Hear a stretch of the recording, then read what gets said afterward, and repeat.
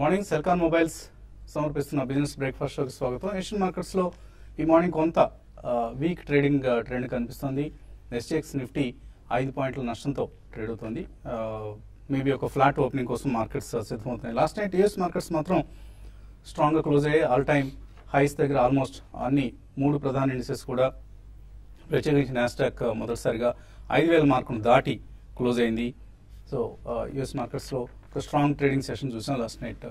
And Asian markets లో కొంత సబ్జ్యూడ్గా ఉంది, ఫ్లాటిష్ గా ఉన్నాయి most of the indices including SGX Nifty. So crude prices world over మళ్ళీ బలహీనంగా ట్రేడ్ అవుతున్నాయి. బ్రెంట్ క్రూడ్ మళ్ళీ $60 దగ్గరకు వచ్చింది. అండ్ చైనా పిఎంఐ డేటా పాజిటివ్గా వచ్చింది. చైనా నుంచి యూఎస్ వరకు దాదాపుగా అన్ని దేశాలకు చెందిన సెంట్రల్ బ్యాంక్స్ కూడా వడ్డీ రేట్లను సాఫ్ట్గా ఉంచేందుకంటే తక్కువ స్థాయి దగ్గర ఉంచేందుకే ప్రాధాన్యం ఇస్తున్న సమయం ఇది. ఈ నేపథ్యంలో ఎటువంటి ఆశ్చర్యం లేదు. వరల్డ్ మార్కెట్స్, ఈక్విటీ మార్కెట్స్ స్ట్రాంగ్గా ట్రేడ్ కావడానికి లిక్విడిటీ డ్రైవ్ చేస్తుంది వరల్డ్ స్టాక్ మార్కెట్స్ మొత్తాన్ని కూడా. సో ఇదే పరిస్థితి ఇండియాలోనూ కనిపిస్తుంది. నిన్న కూడా చూసాం ఒడిదుడుకుల ట్రేడింగ్ మధ్య నిఫ్టీ క్లోజింగ్ సమయానికి ఆల్మోస్ట్ డేస్ హై దగ్గర క్లోజ్ అయింది. 8956 దగ్గర ఇది రికార్డ్ క్లోజింగ్ హై నిఫ్టీకి సంబంధించినంత వరకు. సో మిడ్ క్యాప్ ఇండెక్స్ కూడా, సిఎన్ఎక్స్ మిడ్ క్యాప్ ఇండెక్స్ కూడా ఫ్రెష్ హై దగ్గర క్లోజ్ అయింది 13,322 దగ్గర. చాలా మిడ్ క్యాప్ యాక్షన్ మనం చూసాం నిన్న మిడ్ క్యాప్ స్టాక్స్ అన్నిట్లోనూ. Most of the sectors participate చేశాయి నిన్నటి ర్యాలీలో కూడా. మన ఎఫ్ఐ బయింగ్ ఫిగర్ తక్కువ కనిపిస్తుంది, 425 కోట్లు క్యాష్ మార్కెట్లో. కానీ దీనికి ప్రధాన కారణం ఐటీసీలో వచ్చిన డెలివరీ బేస్డ్ సెల్లింగ్ అనుకోవచ్చు. బడ్జెట్ తర్వాత ఐటీసీని మోస్ట్ ఆఫ్ ది బ్రోకింగ్ సంస్థలు డౌన్ గ్రేడ్ చేస్తున్నాయి కాబట్టి నిన్న 1,000 crores worth delivery based selling జరిగింది ఐటీసీలో. ఇదే సమయంలో ఆఫ్ కోర్స్ ఎల్ఎన్టీ, యాక్సిస్ బ్యాంక్లో, ఎల్ఎన్టీలో ప్రత్యేకించి 500 కోట్ల రూపాయల డెలివరీ బేస్డ్ బయింగ్ జరిగింది. సో ఎల్ఎన్టీ లీడ్ చేసింది నిన్నటి ర్యాలీని స్పష్టంగా. So leadership position ICICI bank నుంచి ఎల్ఎన్టీకి, అలాగే యాక్సిస్ బ్యాంక్కి మళ్ళుతోంది. సో ఇది ఒక ట్రెండ్లో వచ్చిన మార్పుగా మనం గమనించాలి. సో బడ్జెట్ నిరాశపరచడంతో ఐటీసీ నష్టపోయినప్పటికీ కూడా most of the large cap stocks, Nifty స్టాక్స్లో ఇన్ఫాక్ట్ నిన్న 12 స్టాక్స్ ఫ్రెష్ హైస్ దగ్గర క్లోజ్ కావడం చూసాం. సో ఆటోస్ కొంత సేల్స్ డిసప్పాయింట్ చేయడంతో ఆటోమొబైల్ స్టాక్స్ నష్టపోయినప్పటికీ కూడా సిమెంట్ స్టాక్స్ స్ట్రాంగ్గా ట్రేడ్ అయ్యాయి. ఇన్ఫ్రాస్ట్రక్చర్ స్టాక్స్ చాలా స్ట్రాంగ్గా ట్రేడ్ కావడం చూసాం. సో ఇక ఎల్ఎన్టీ, యాక్సిస్ లాంటివే భవిష్యత్తులో మేబీ సిమెంట్, ఇన్ఫ్రాస్ట్రక్చర్ లాంటి స్టాక్స్లో ఇంకా హైటెండ్ యాక్టివిటీ ఉండే అవకాశం ఉంది. Private banks and infrastructure stocks ఇవి ప్రస్తుతానికి హాట్ సెక్టర్స్గా అనుకోవచ్చు. ఎందుకంటే లాంగ్ టర్మ్ బుల్ మార్కెట్స్లో ఎప్పటికప్పుడు సెక్టర్ సీజనాలిటీ ఉంటుంది. సో ఎప్పటికప్పుడు సెక్టర్స్ మారుతూ ఉంటాయి. ఇంతకుముందు మనం చూసాం పిఎస్యూ బ్యాంక్స్లో కొంత సమయం లీడర్షిప్ పొజిషన్ రావడం చూసాం. అలాగే ఐటీ స్టాక్స్ కొంతకాలం లీడ్ చేశాయి. ఇప్పుడు ఇన్ఫ్రా, సిమెంట్ ఈ రంగాలకు చెందిన, అలాగే ప్రైవేట్ బ్యాంక్స్ ఈ 3 రంగాలకు చెందిన స్టాక్స్లో ఎక్కువ యాక్షన్ చూస్తున్నాం. ఈవెన్ ఫార్మాలో కూడా మనం స్ట్రాంగ్గానే ట్రెండ్ ఉండడం చూస్తున్నాం. Pharma stocks like Sun Pharma లాంటివి నిన్న యాక్టివ్గా ట్రేడ్ అయ్యాయి. ఇవాళ సన్ ఫార్మాలో ఒక న్యూస్ కూడా వచ్చింది. ఆస్ట్రేలియాకి చెందిన ఒక కంపెనీని వీళ్ళు ఎక్వైర్ చేస్తున్నారు. అక్కడ కంపెనీని ఆస్ట్రేలియన్ మార్కెట్ పరిమితమైన కంపెనీని అన్న $200 million వాల్యుయేషన్ ఈ కంపెనీని కొంటున్నారని వార్తలు వస్తున్నాయి. So Sun Pharma is one stock to watch. అలాగే నాట్కో ఫార్మా, గిలీడీకి చెందిన జనరిక్ డ్రగ్కు లైసెన్స్ రావడం జరిగింది నాట్కో ఫార్మాకు. సో ఇది హెపటైటిస్ సి డ్రగ్. దీన్ని ఈ జనరిక్ డ్రగ్ లైసెన్స్ రావడంతో నాట్కో దీన్ని 91 దేశాల్లో మార్కెటింగ్ చేసుకునేందుకు అవకాశం దొరుకుతుంది. అలాగే అఫ్కోర్స్ ఇండియాలో కూడా అతి త్వరలో మరొక స్టెప్ తర్వాత ఇండియాలో కూడా ఈ డ్రగ్ను విడుదల చేసే అవకాశం కనిపిస్తుంది. చాలా హై ప్రైస్ డ్రగ్ ఇది. సో దీన్ని ఇండియాలో కొంత తక్కువ ధరకు నాట్కో అందించే అవకాశం కనిపిస్తుంది. సో ఇవాళ one more stock of the డేగా మనం నాట్కో ఫార్మా కూడా చెప్పుకోవచ్చు. సో ఇలా స్టాక్ స్పెసిఫిక్ యాక్షన్ ఉంటుంది. నిఫ్టీ సంబంధించి మేబీ 9,000 మార్కును క్రాస్ చేయటమే ఒక సైకలాజికల్ బ్యారియర్గా ఉంది. 9,000 మార్కును క్రాస్ చేయటం. సో 9,000 మార్కును కనుక అధిగమించి ముందుకు వెళ్ళగలిగితే 9,200, 9,300 లాంటి లెవెల్స్ మనం ఈజీగా చూసే అవకాశం ఉంది. సో ఇయర్ టు డేట్ చూస్తే మనకి ఇప్పుడు దాకా నిఫ్టీలో 8% గ్రోత్ కనిపిస్తుంది. ఇది ఒకసారి ఈ సైకలాజికల్ బ్యారియర్ని క్రాస్ చేస్తే డబుల్ డిజిట్ గ్రోత్లోకి వెళ్తుంది. మార్కెట్స్ పరిస్థితి గురించి మాట్లాడేందుకు మనతో ఎనలిస్ట్ సిద్ధంగా ఉన్నారు. సో బడ్జెట్ను కూడా నిన్న పాజిటివ్గా మార్కెట్స్ స్వీకరించాయి. ట్రేడింగ్ ప్రాఫిట్స్ కూడిన ట్రేడింగ్ చూసాం. ఎక్కువ మిడ్ క్యాప్స్ లో చాలా స్ట్రాంగ్ యాక్షన్ చూసాము. సో ఇదే ట్రెండ్ కొనసాగుతుంది. మిడ్ క్యాప్స్ విల్ డామినేట్ అని అనుకుంటున్నారు? Oh, definitely, and there is no doubt about it. Ante manaki sectorally one or two stocks in front lines may participate, alternatively, but mid caps in general is the strongest story, and a lot of mid caps will now generally move into the large cap category over the next 2-3 years. So aటువంటి వాటిలో మనం చాలా concentrated buying చూస్తున్నాం, especially from maybe FIIs to domestic institution, and especially some of the high tech companies like Tata Elxsi నిన్న కూడా మళ్ళీ all time hike వచ్చిందండి. So they are a completely niche company in terms of IT అని చెప్పొచ్చు. So అలాగే మనం నిన్న persistent systems ఒకటి చూసాం. సో మిడ్ క్యాప్స్ లో మనకి అన్ని రంగాల్లో డిఫరెంట్ సెక్టర్స్ లో కూడా people who have forward looking 2-3 years of growth and reasonably good balance sheets and amazing concentrated buying జరుగుతుందండి. సో ఇది డెఫినెట్లీ కొనసాగే అవకాశం ఎక్కువ కనిపిస్తుంది, బికాస్ లార్జ్ క్యాప్స్ లో డెఫినెట్లీ ఇన్స్టిట్యూషనల్ ప్లే ఎక్కువ ఉన్నా కానీ రీటైల్ ప్లే అనేది అంత ఉండదు. It will be via mutual funds. So in my opinion mid and small cap stocks also will do well. పోతే ఇక ముందు మనకి ఇంట్రెస్ట్ రేట్ కట్స్ కొద్దిగా స్ట్రాంగ్ వాదన వినిపిస్తుంది కాబట్టి I think definitely NBFCs, housing finance companies and automobile stocks will definitely do well. నిన్న వచ్చిన సియామ్ ఫిగర్స్ లో definitely 1 or 2 stocks may not be so well, but కొన్ని స్టాక్స్ మాత్రం ఆటోమొబైల్స్ లో they have done exceptionally well. So ఇవన్నీ కూడా మనం గమనించి we have to take a call in terms of interest sensitives also. మీరు mention చేశారు, infrastructure was absolutely on a tear yesterday. Even proxy infrastructure like cement kanindi, except metal companies like maybe IDFC, which is a proxy to Indian infrastructure. L&T large cap, it's doing extremely well. So infra ki chendin dantlo kuda maybe real estate stocks kanindi, infrastructure builders of the nation. Tomorrow it can be roads, ports, airports, so tunnels, etc. So itvanni vaatlo kuda koddiga reasonably good balance sheets unna. Ante balance sheets bagaleni, it will take time, but purely speculative angle కొద్దిగా ఎక్కువ ఉంటుంది అందులో. So reasonably good balance sheets ఉన్న companies లో on every fall one should definitely take buying action in to such companies. So going forward they will be lot of action in mid and small caps. One should definitely concentrate at least about 25 to 30% of the entire investment surplus in mid and small cap portfolio. So F&O లో ఎటువంటి పరిస్థితి ఇస్తుంది? Puts options call options లో దేని వైపు ఎక్కువ మొగ్గు కనిపిస్తుంది? కాల్ ఆప్షన్స్ అంటే 9,200 దగ్గర బాగా యాక్టివిటీ ఉంది. 9,000 కాల్ ఆప్షన్స్ లో కొంత ప్రాఫిట్ బుకింగ్ కనుకున్నా కూడా మళ్ళీ కొంత అడిషనల్ గా యాడ్ చేసాం. ఓపెన్ రిస్క్ కూడా పెరగడం చూసాము. బట్ ఓవరాల్ ట్రెండ్ పరంగా చెప్పాలంటే F&O చూసుకుంటే ఇక్కడ నుంచి మార్కెట్ సైడ్ వేస్ లో ఉండే అవకాశం ఎక్కువ కనపడుతుంది. ఎక్కువ ఫోకస్ అంతా కూడా స్టాక్స్ మీద ఎక్కువ మనం చూస్తున్నాం. లాస్ట్ 2-3 రోజులుగా జరిగిన ఒక ర్యాలీ తర్వాత నేను ఒక బడ్జెట్ తర్వాత అడ్జస్ట్మెంట్స్ అనేది నేను మార్కెట్లో చూసాము. కొన్ని స్టాక్స్ హై నుంచి కొంచెం కరెక్ట్ అయితే కొన్ని స్టాక్స్ లో నుంచి F&O బాగా పెరగడం చూసాము. మరీ ముఖ్యంగా బ్యాంక్స్ అని చెప్పొచ్చు. లాస్ట్ 3 ట్రేడింగ్స్ సెషన్లోనూ బ్యాంక్ నిఫ్టీ దగ్గరగా 1300 పాయింట్స్ దాకా పెరగడం చూసాము. అయితే బ్యాంక్ నిఫ్టీ లార్జ్ క్యాప్ లో మాత్రం కొంత ఈ లెవెల్లో బ్యాంకింగ్ స్టాక్స్ లో కొంత ఆగొచ్చు. అట్లనే పెద్దగా డౌన్ సైడ్ పెద్దగా ఉండకపోవచ్చు. బట్ ఓవరాల్ ట్రెండ్ పరంగా చెప్పాలంటే బ్యాంక్ నిఫ్టీ ఇంకా బులిష్ గానే ఉండే అవకాశం ఉంది. మరీ ముఖ్యంగా ప్రైవేట్ బ్యాంక్స్ అన్ని కూడా చాలా స్ట్రాంగ్ ఉన్నాయి. ప్రైవేట్ మిడ్ క్యాప్ బ్యాంకింగ్ లో లాంగ్ పొజిషన్ సజెస్ట్ చేస్తాను. అదేవిధంగా కొన్ని స్టాక్స్ కరెంట్ లెవెల్స్ నుంచి పొజిషనల్ ట్రేడర్స్ తీసుకోవచ్చు. లైక్ లాస్ట్ సిరీస్ లో బాగా వీక్ ఉన్న Apollo tyres positional trader intraday కాదు, వచ్చే కొద్ది రోజులు ఈ స్టాక్ పెరగచ్చు. 180 పైన సస్టైన్ కాగలిగితే అరౌండ్ 195-200 రూపీస్ దాకా పెరగచ్చు. తర్వాత డిష్ టీవీ ఒకటి కూడా కరెంట్ లెవెల్స్ నుంచి లాంగ్ పొజిషన్ తీసుకోవచ్చు. తర్వాత డిఎల్ఎఫ్ ఒకటి లాస్ట్ సిరీస్ లో వీక్ ఉంది, బట్ ఇక్కడ నుంచి డిఎల్ఎఫ్ కొంత పెరగడానికి అవకాశం ఉంది. 180 దాకా పెరగచ్చు. ఇవన్నీ కూడా position trade. But overall trend పరంగా చెప్పాలంటే ఈరోజు మార్కెట్ ఫ్లాట్గా ఉంటుంది. మిడ్ క్యాప్ యాక్షన్ ఎక్కువ ఉండే అవకాశం ఉంది. సో మ్యూచువల్ ఫండ్ ఇండస్ట్రీ ఎలా ఉంది? మ్యూచువల్ ఫండ్ లో ఎటువంటి స్కీమ్స్ అవుట్ పర్ఫార్మ్ చేస్తున్నాయి? స్కీమ్స్ అవుట్ పర్ఫార్మెన్స్ మీరు అన్నట్టుగా అయితే mid cap small cap outperforming large cap అండి. సో ఒకవేళ మీరు ఇన్ఫ్లోస్ చూస్తే మాత్రం last 1 week 10 days you have only positive inflows, almost of 1,300 crores positive inflows. So retail investors are coming in to equities. ఒక సెబీ దగ్గర file చేసిన documents కూడా I think గత probably next 2 to 3 months you will have at least 35 new fund offers, అన్ని equity related సంబంధించినవి. So you take any fund house, ICICI Prudential కానివ్వండి, HDFC కానివ్వండి, అన్ని ఫండ్ హౌసెస్ కూడా ఈక్విటీ రిలేటెడ్ స్కీమ్స్ మాత్రం తప్పకుండా, అంటే డిఫరెంట్ థీమాటిక్ ఫండ్స్. ఒకటేమో రిటైర్మెంట్, ఇంకొకటి సైక్లికల్ ఫండ్, ఇంకొకటి ఇన్ఫ్రాస్ట్రక్చర్ ఫండ్. ఇటువంటి అన్ని డిఫరెంట్ థీమ్స్ తోటి నెక్స్ట్ 3 months లో you will have 35 new fund offers coming.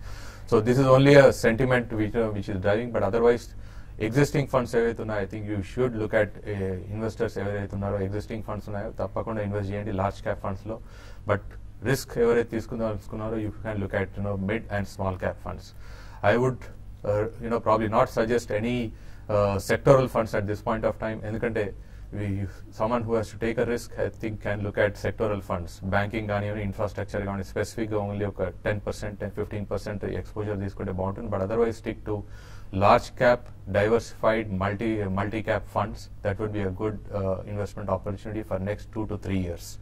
So on equity I think you will have good opportunities in next 2 to 3 years. But conservative investors still you have opportunities. Balanced funds ఏవైతే ఉన్నాయో at least through balanced fund equity exposures తీసుకోండి. ఎందుకంటే ఈ market మళ్ళీ మీకు రాకపోతే somewhere you have to take exposure at least 20 to 25% into equity markets.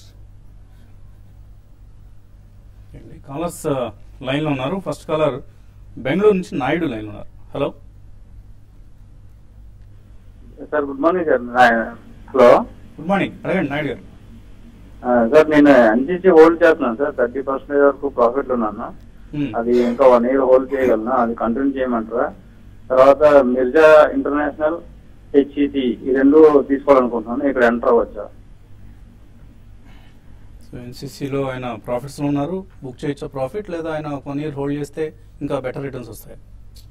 Better returns వచ్చే అవకాశం ఉందండి. కానీ క్వాంటిటీ కనుక ఎక్కువ ఉంటే మాత్రం నాట్ టుడే. ఈ రన్ ఎక్కడ దాకా వెళ్తుందో చూసి కొంచెం ప్రాఫిట్ బుక్ చేయండి. If you have large quantity maybe 25 to 30% quantity over the next few trading sessions. ఎందుకంటే రన్అప్ అనేది చాలా షార్ప్ ఉంది. నిన్న కూడా ఆల్మోస్ట్ 20% దాకా వెళ్ళింది. It's doing well. Most of the structure infrastructure companies are doing well. NCC especially is one outperformer among infrastructure అండి. సో మొత్తం బుక్ చేయాల్సిన అవసరం లేదు. క్వాంటిటీ ఎక్కువ ఉంటే కొంచెం. HCC I think you can take a small exposure and wait for some small correction, and you can take an exposure in 2 price points with a 2-year view. మరిన్ని కాల్స్ అలాగే మెయిల్స్ తీసుకోబోయే ముందు కాసేపు బ్రేక్ తీస్తున్నాం.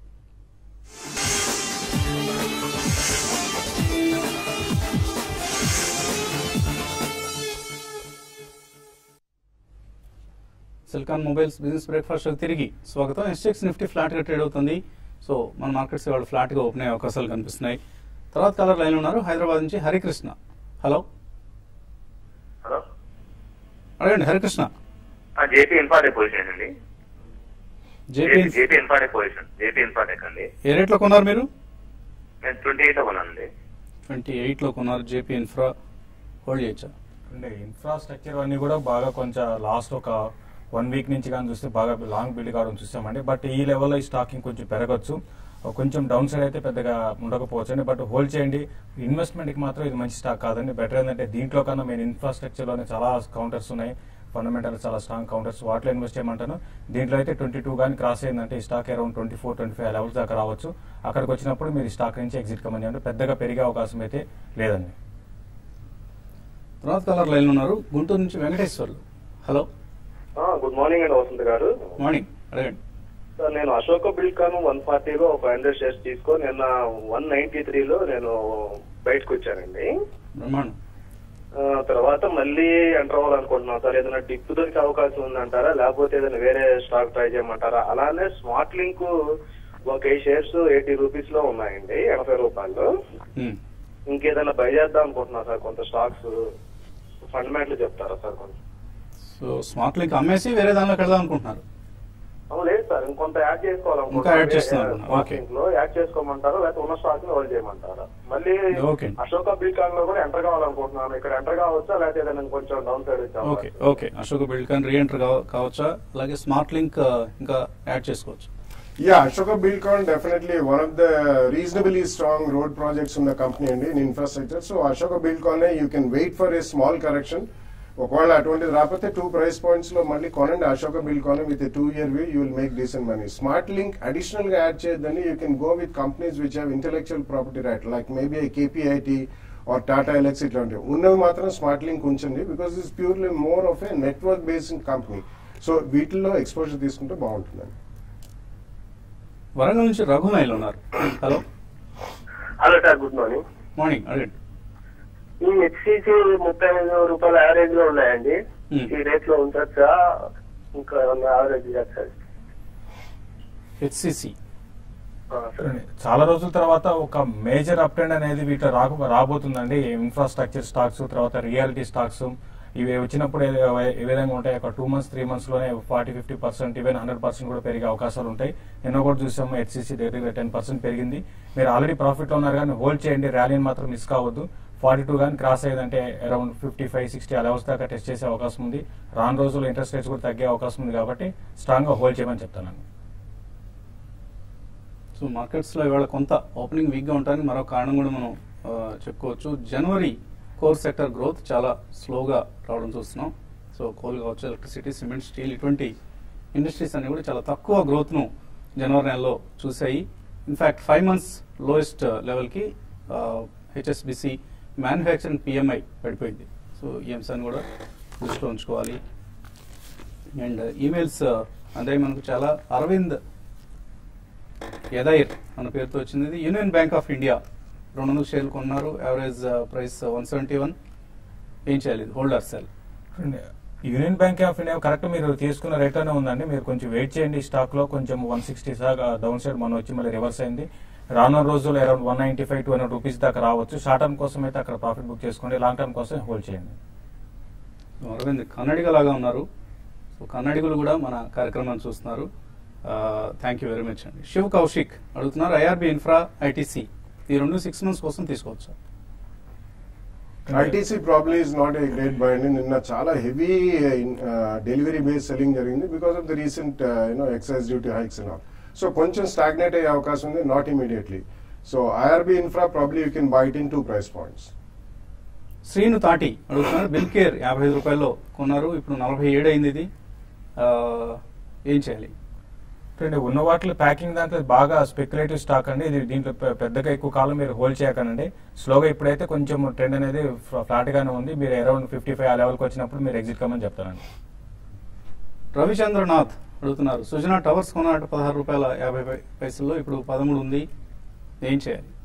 మనం చాలా రోజులు చెప్తున్నామండి, సుజనా టవర్స్ కావచ్చు are even ఇతరత్ర సుజనా గ్రూప్ కంపెనీలు స్పెక్యులేటివ్ యాక్టివిటీనే ఎక్కువ ఇందులో ఫండమెంటల్స్ కంటే కూడా.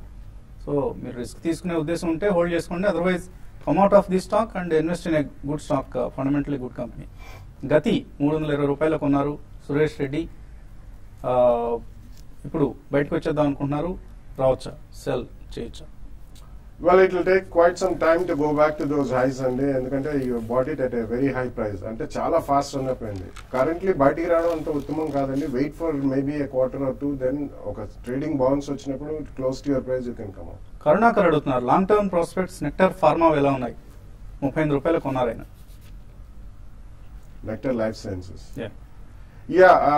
I think you can currently hold it అంటే ఉన్న వాటిలో వాళ్ళ సఫ్లోస్పోరిన్స్ డివిజన్ హాస్పిటల్ అమ్మినా కానీ residual business reasonably catching up. Currently మాత్రం హోల్డ్ చేయండి. అశోక్ అడుగుతున్నారు, first source solutions, Edelweiss financial services ఈ రేట్లో 3 సంవత్సరాల కోసం తీసుకోవచ్చు. Edelweiss may be a good bet అండి. First source I think you should avoid for some time to come. So ప్రస్తుతానికి కొనొద్దు అంటారు. Yeah. పుల్లారావు అడుగుతున్నారు, నిఫ్టీ 9,000 కాల్ ఆప్షన్స్ సెల్ చేశారట 143 రూపాయలు, హోల్డ్ చేయొచ్చా ఈ పరిస్థితిని? చూడండి, ఒక 2-3 రోజులు హోల్డ్ చేయండి. ఒకవేళ నిఫ్టీ కానీ ఒక నెక్స్ట్ ఒక 2 to 3 days లో 9,000 పైన సస్టైన్ కాలేదు అంటే మాత్రం మీరు హోల్డ్ చేయొచ్చు, ఎందుకంటే 2-3 రోజుల్లో ప్రీమియం తగ్గుతుంది కాబట్టి హోల్డ్ చేయమని చెప్తాను. రాజశేఖర్ మహాపాత్రో బెంగళూరు నుంచి అడుగుతున్నారు, ఎన్ఎండిసి ఎక్కువ పొజిషన్ కొన్నారట, ఎక్కువ స్టాక్స్ నెంబర్ రాయలేదని ఎన్ని షేర్లు కొన్నది, 135 రూపాయలు కొన్నారు, చాలా నష్టంలో ఉన్నారు, ఏం చేయాలి? ఎగ్జిట్ కావచ్చా ఇక్కడ? 130 ఇప్పుడు కూడా సేమ్ అదే రేట్ లో ఉందండి. మీరు హోల్డ్ చేయండి. ఎన్ఎండిసి ఇప్పుడు స్టాక్ అయితే స్టడీగానే ఉంది, బట్ పెద్దగా స్ట్రాంగ్ అయితే కౌంటర్ లో కనపట్లేదు, స్ట్రాంగ్ అప్ ట్రెండ్ అయితే కనపట్లేదు. షార్ట్ టర్మ్ కోసం అయితే అరౌండ్ 145-148 దాకా రావచ్చు. అలాగే సౌత్ ఇండియన్ బ్యాంక్, గోద్రేజ్ ఇండస్ట్రీస్, గీతాంజలి జెమ్స్, పంజాబ్ నేషనల్ బ్యాంక్ ఇవన్నీ కొందాం అనుకుంటున్నారు, కొనుక్కోవచ్చా? Buy it in 2 price points only. Reasonably good stocks only you can buy in 2 price points. Gopi అడుగుతున్నారు, ఎస్ఐపి పద్ధతిలో ఒక మ్యూచువల్ ఫండ్ స్కీమ్ రికమెండ్ చేయమంటున్నారు. You can look at Birla Sun Life Frontline Equity Fund and multi-cap fund. You should look at it, or top 100 fund. So మీరు Birla sun life తోనే stick అయ్యారు, వేరే fund houses కంటే. అంటే there are many funds మనం already చెప్పామండి. Already మన model portfolio చాలా ఫండ్స్ ఉన్నాయి. So I think for one fund I think it's enough. 2 funds ఇచ్చాము 2 స్కీమ్. ఇది ఇవాల్టి Celkon mobiles business breakfast show. మధ్యాహ్నం 1:30 స్మార్ట్ న్యూస్ లో మళ్ళీ కలుద్దాం.